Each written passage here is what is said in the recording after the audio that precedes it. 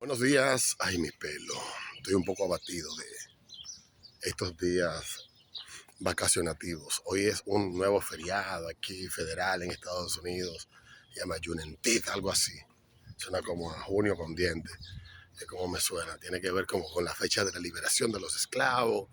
Un invento de los demócratas, de una fiesta adicional de las tantas que tiene Estados Unidos para seguir dividiéndose más y polarizándose. Ayer fueron las elecciones en Colombia y lo que se venía advirtiendo desde hace tiempo que iba a pasar en este país terminó pasando.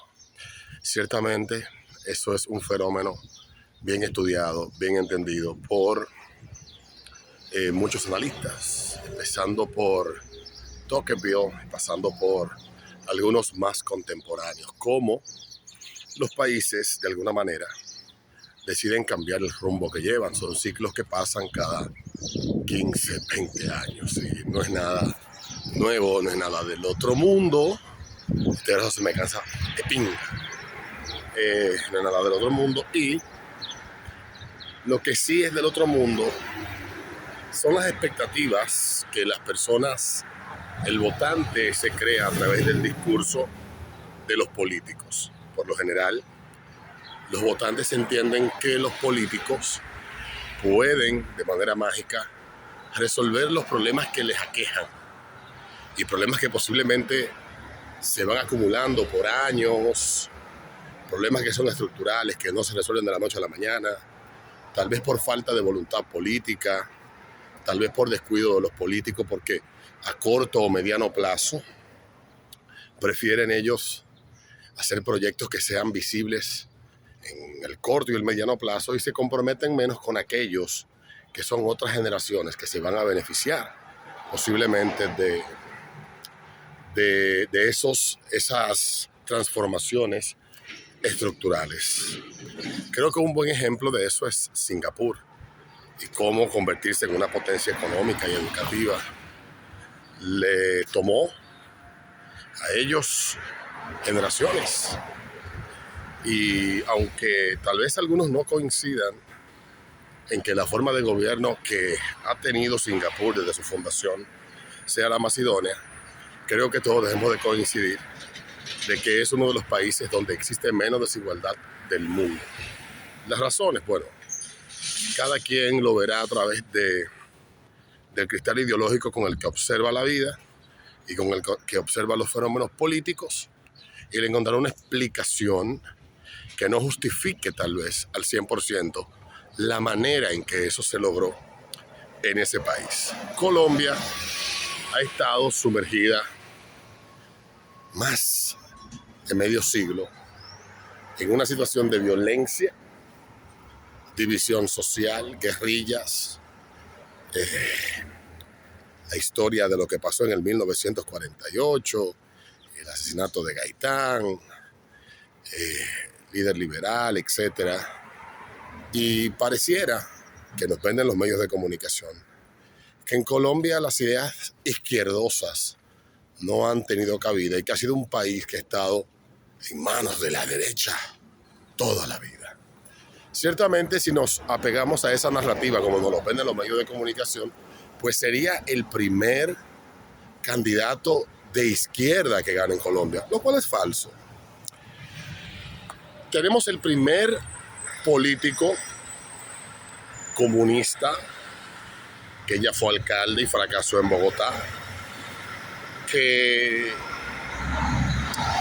termina siendo electo, un exguerrillero, ladrón, que participó de una guerrilla que asesinó y secuestró personas en Colombia. Y gracias a la buena comunicación y el buen marketing, que ahí los medios de comunicación se encargan de limpiarle la imagen a estos hijos de puta, porque la mayoría de las salas de prensa de muchos medios están copadas de personas que ideológicamente están alineadas con esos pensamientos y obviamente tú no vas a encontrar posturas críticas o auscultantes de las historias de personajes como Petro, Gustavo Petro. el que representa el cambio en Colombia. La palabra cambio se ha vuelto muy poderosa porque hay quienes entienden que el rumbo que han llevado nuestros países en los últimos 40 años, los últimos 30 años, es el peor de todos los posibles que se puedan elegir. Y ciertamente los que estén detrás de estas ideas y de esta forma de comunicar, de vender el cambio, pues son gente brillante. Tú cambias con una mierda de políticos como Petro. Tú cambias con una mierda de ideas que han fracasado en todas partes. Tú les haces una promesa a la gente que no vas a cumplir, que vas a acabar con la desigualdad, que vas a acabar con la pobreza, o el caso del inútil y vago presidente de Chile, que el único mérito que tiene tal vez es haberse mercadeado bastante bien Boric, sin ningún tipo de experiencia, pero con un discurso poderoso que en las generaciones más jóvenes cala con mucho más fuerza, porque como nacieron y encontraron un mundo que entienden ellos que es un mundo que tiene que mejorar, pero al desconocer la historia, al ser completamente ignorantes de lo que en el pasado asoló sus países, entienden ellos que, digamos, un sentimiento que se está albergando en la sociedad dominicana, hay muchas iniquidades que hay que resolver. Y eso junto con la forma de hacer política, de estructurar el discurso, de hacernos sentir fracasados, que nuestros fracasos son producto y culpa solamente de los políticos de turno que han gobernado y que necesitamos obligatoriamente un justiciero que venga a redistribuir lo que se nos está robando. Porque eso es parte también del discurso que estructuran estos hijos de puta. Nos hacen pensar que el Estado acumula una gran cantidad de dinero que los políticos administran y que nos roban. Cuando ciertamente es que en cada oportunidad donde estos hijos de puta han llegado a gobernar, han encontrado países que si bien se encontraban en crisis por alguna razón, sus ciudadanos estaban mejor que lo que han estado terminando con estos gobernantes. Y vemos el fenómeno repetirse y repetirse y repetirse. Y la gente con la ilusión, porque la izquierda sabe vender bastante bien de ilusión y resentimiento a las personas que les votan. La gente tal vez entendiendo que el político le está arrebatando algo, que el hombre de éxito, el que se ha trabajado todos los días en la mañana para producir riqueza y multiplicar su capital, es un ladrón que le explota. Y no saben ellos que lo único que van a cambiar es libertad por esclavitud, que van a terminar estando dependiendo de individuos que si bien tienen discursos bastante fogosos y justicieros, no son capaces de crear un ápice de riqueza. La mayoría de ellos vienen de familias acomodadas, se han dedicado a la lectura, a multiplicar su resentimiento. Otros, como Chávez, desde el día que nacieron hasta el día que murieron, dependieron del Estado. Nunca se ganaron un peso fuera del Estado, sino que al Estado les trajeron todo lo que pudieron. Y solo con el caso de Chávez, ese hijo de puta, podemos nosotros ilustrar cuando los países eligen joderse lo bien que se les da. Ahí está la historia de Venezuela y vas a encontrar 1.000.000 de excusas de por qué Venezuela hoy está tan mal. ¿Por qué Venezuela hoy está en las condiciones que está? No ha tenido que ver las decisiones irresponsables que tomó en los 70 Carlos Andrés Pérez, que trajo como consecuencia una década perdida como los 80 y una década de desesperación como los 90, que terminó a finales de esa década desembocando, estando en manos de un tipo que ilusionado con o tal vez no ilusionado, pensando que derribando un gobierno constitucional le iba a devolver al pueblo lo que el gobierno le había robado. Golpe de Estado del 92, luego la libertad regalada por Caldera y candidato muy popular en el 98, terminó gobernando 14 años y destruyó un país que era el ejemplo de crecimiento y riqueza de América Latina. Sí, hay un millón de ejemplos. El de Cuba es uno de ellos, digno de estudiar. Todavía hoy hay personas que te discuten y te argumentan que Cuba está mal, que la situación de Cuba es por el bloqueo con Estados Unidos. Y la izquierda ha sabido vender bien eso. Y todo ese sentimiento que pareciera que Latinoamérica no va a terminar de aprender y no aprende, todo ese sentimiento multiplicado por medios masivos con mucho más alcance, personas que pareciera que en vez de cerebro tienen mierda en la cabeza, pues termina dando como resultado candidatos que se enganchan en un discurso popular, en un discurso que expresa el sentir de la gente, pero que hace imposible, mis estimados, que lo que ellos plantean se pueda lograr sin destruir todo lo que se ha conseguido. Y en Colombia pasa eso. En Colombia pasa eso porque también los políticos blandengues, las mierdas políticas, los experimentos políticos como Santos, como Iván Duque y otros líderes políticos de ese país, se encargaron de crear las condiciones para que estos tipos se le abran las puertas y terminen gobernando la izquierda resentida y llena de odio ese país. Ayer veía el discurso yo y lo que resaltaban los medios es: primera mujer afrodescendiente vicepresidente. Nadie busca, no hay que tener mayor mérito que ser prieto para ocupar una posición en el Estado o ser mujer pura y simplemente, no importan tus capacidades. Ya a través de la creación de esos perfiles y esas etiquetas te hace meritorio, pero te da como una especie de superpoder adicional. Y la gente debe de dejar de votar con el corazón y empezar a votar con la cabeza. Latinoamérica no aprende. Latinoamérica va a seguir fracasada porque lamentablemente nosotros tenemos enquistado en el corazón de nuestras sociedades un sentimiento de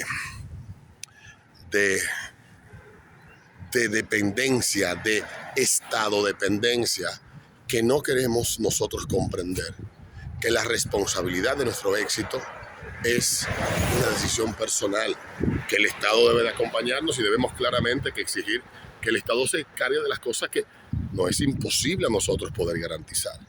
El árbitro, el que garantiza la seguridad y ciertos aspectos que podemos poner bajo su responsabilidad. Pero no podemos pretender que los políticos nos van a hacer feliz. No podemos pretender que un político nos va a dar a nosotros realización. Eso es falso. Mientras más dependes del político, menos libre eres y menos feliz serás. Entonces, en el caso de Colombia, que no sé, tal vez mucha gente pensaba que no iba a pasar, pero lo que está pasando en Colombia va a seguir pasando en otros lugares. Ciertamente no vamos a ver a Colombia convertirse en una Venezuela. Colombia tiene otra estructura social, cultural y política, como me dijo un colombiano en el 18, cuando ganó Iván Duque, dijo: aquí puede ganar Gustavo Petro si él desea, pero Colombia tiene muchas diferencias con otros países donde posiblemente se ha repetido la misma frase. Venezuela no es Cuba, Argentina no es Venezuela, Chile no es Argentina, Colombia no es México. de verdad es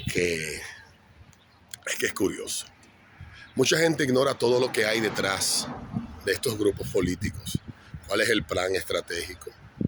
El caso de qué organización forman parte. Y andan buscando culpables o potenciales fenómenos similares en República Dominicana. Y hay gente que dice, bueno, en 12 años tal vez pase algo similar. Y son tan ilusos, son tan ingenuos, que no acaban de entender que esta gente tiene una capacidad comunicativa, una maquinaria ideológica, que en un lapso de un año o de dos te crean un fenómeno que te puede sorprender cuando llegan los resultados. La sociedad latinoamericana está enferma, y está enferma de socialismo, está enferma de socialismo e izquierdismo. Y ese va a ser nuestro cáncer por generaciones. El discurso suena bonito, suena romántico, es moralmente empoderante, para utilizar una palabra inventada. Sí, todas las bondades. Yo fui socialista y milité en partidos con ideas de izquierda, el PRD es uno de ellos, y como simpatizante, no como un militante activo. Y defendí muchas de las posturas, pero el socialismo se le acaba a uno como aspiración cuando termina entendiéndolo, cuando tú comprendes lo que hay detrás de esa doctrina maldita. Y claro, que hay cuestiones salvables de esa ideología, eso es innegable. Nada es blanco o negro de forma absoluta. Ya cerrando, desearle a los colombianos suerte, desearles que les vaya bien.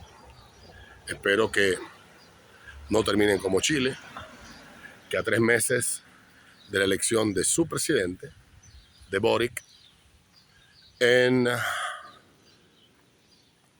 Chile, la desaprobación de Boric es de un 62%, que el proyecto de nueva constitución que se está discutiendo, donde va a desaparecer el derecho a la propiedad privada, anda por un 70% el rechazo a lo que se está redactando, de que posiblemente Chile esté despertando de la borrachera de resentimiento y empecemos a ver cómo se revierten las cosas de aquí a unos años.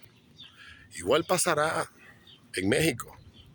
Ellos llegarán un día a la conclusión de que es mejor, que no es mejor, y tal vez aparezcan políticos más comprometidos, políticos honestos, políticos que no vean al ciudadano como una mercancía que ellos pueden manipular a su antojo. Ojalá que aparezcan. Sí, Latinoamérica merece un mejor destino. No lo tiene porque no cuenta con los hombres de mente lo suficientemente clara para que ese destino se cumpla. Esa es la verdad. Pero también nosotros tenemos el derecho a equivocarnos. Los países que votan mal o que eligen presidentes que ineludiblemente terminarán llevándolos al fracaso, se merecen esos gobernantes, porque esa es la decisión que ha tomado el pueblo a través del voto. Y muchos no podemos, por muy contrarios que seamos ideológicamente a lo que estos tipos plantean, negarnos a aceptar que esa ha sido la decisión soberana. El problema es que esa gente no acepta ni vive con lo que eligió, no acepta y vive lo que votó. Esa gente después no admite el error y deciden partir del lugar que están, llevarse sus problemas a otro sitio y luego exigirles a los sitios donde llegan lo que no batallaron en los lugares de donde ellos vinieron. Eso está pasando en muchos lugares. Está pasando en Estados Unidos. De gente que esté mirando de estados que son demasiado liberales, por llamarlo de alguna manera, como se llaman aquí en Estados Unidos, y terminan viviendo en estados que son más de derecha y terminan votando nuevamente a políticos que terminan haciendo fracasar a esos estados. Es un círculo vicioso. Cerrando ya, desearle suerte a Colombia, que le vaya bien, le deseo lo mejor. Y ya el punto final lo pongo con lo que pasó ayer, el acto que encabezó el presidente, donde invitaba a los ciudadanos dominicanos a no mirar para atrás. Ciertamente uno tiene acceso a números y hay personas que cuando tú hablas de encuesta te dicen que uno se las inventa, que es mentira, que etcétera, etcétera. Realmente gran parte del electorado está arrepentido de haber votado por el PRM. Eso es una verdad ineludible. Pero también se siente desamparado porque no hay alternativas. Y entre dos males, lo menos malo. 16 años continuos del PLD abrió una grieta en la sociedad con ese partido que tomará tiempo en que se cierre, si es que se cierra. Pero ciertamente el momentum lo tiene el presidente de la República. Pero no al 100%, no tal vez como lo tuvo Leonel en el 2008 o como lo tuvo Danilo en el 2016 o como tuvo el PLD, albergó la esperanza de volver a vivir mejor luego de los 4 años desastrosos de Hipólito. Mi cariño para Hipólito, pero la realidad es, ahí están los hechos. Y hoy los políticos quieren, y es un discurso de verdad que esté estructurado de esa manera, para que tú pienses que en los 16 años del PLD fueron 16 años perdidos, que la República Dominicana no tuvo ningún avance, que no hubo en nuestra sociedad ninguna situación que pudiera mejorar, que la realidad que se vive hoy en el país cayó por arte de magia el día que ellos empezaron a gobernar. Y es esa irresponsabilidad en el discurso que yo critico. El discurso político tradicionalmente ha sido irresponsable. El presidente invita a la gente a que no mire para atrás. Pero yo creo que él ni invita a la gente a no mirar para atrás, porque él sabe que mirando para atrás se ve que en el presente que estamos viviendo no estamos tan bien como estábamos antes, posiblemente. Y creo que ahí tengo que mencionar entonces lo de las encuestas. El presidente no va a salir a dejar claro prácticamente en este momento que ya es candidato a la reelección si los números fueran sólidamente avasallantes contra el PLD. Algo está pasando en la opinión pública, en la opinión de la gente, en el sentir de la gente electoralmente hablando, que ha llevado al presidente a apresurarse a adelantar la campaña. Usualmente ya para esta fecha los políticos empiezan a mostrar cuáles son las intenciones que tienen, pero estamos todavía a un año de definir candidatos y ciertamente hay una realidad que se está imponiendo a los políticos en todas partes, es que el mundo se está configurando una crisis que va a afectar a todos los países y está afectando a todos los países. Y es muy difícil para un político ganar, reelegirse con un país en crisis o con un país donde la gente esté experimentando cambios que estén afectando la forma estable de ellos vivir.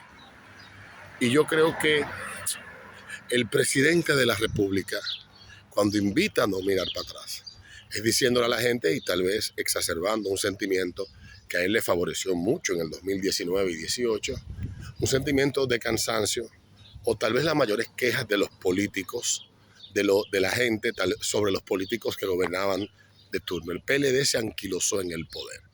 Los PLDistas llegaron a pensar en algún momento que el gobierno y el Estado Dominicano fue una herencia que le dejó Juan Bosch. Pareciera que ellos no entendían y perdieron sintonía de alguna manera con la realidad social y la realidad política de República Dominicana.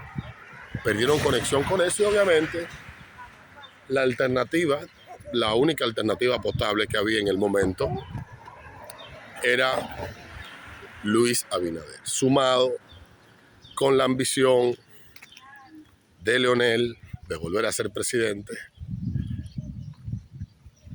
el deseo de Danilo de evitar que eso pasara otra vez dividió ineludiblemente ese partido y se le hizo fácil al PRM ganar esas elecciones, que de haber sido de otra manera, tal vez el resultado habría sido otro.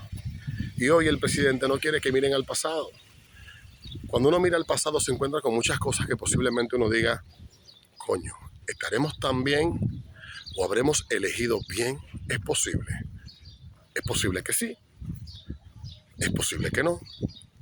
Pero creo que con esto, no mire para atrás, se dice mucho, se está diciendo más y posiblemente la gente empiece a mirar para atrás. Y posiblemente mirando para adelante como quiere el presidente, no tengamos la oportunidad de llegar a la conclusión. Bueno, podemos tener la oportunidad de llegar a la conclusión de que para atrás se estaba mejor. Nos vemos en un próximo video.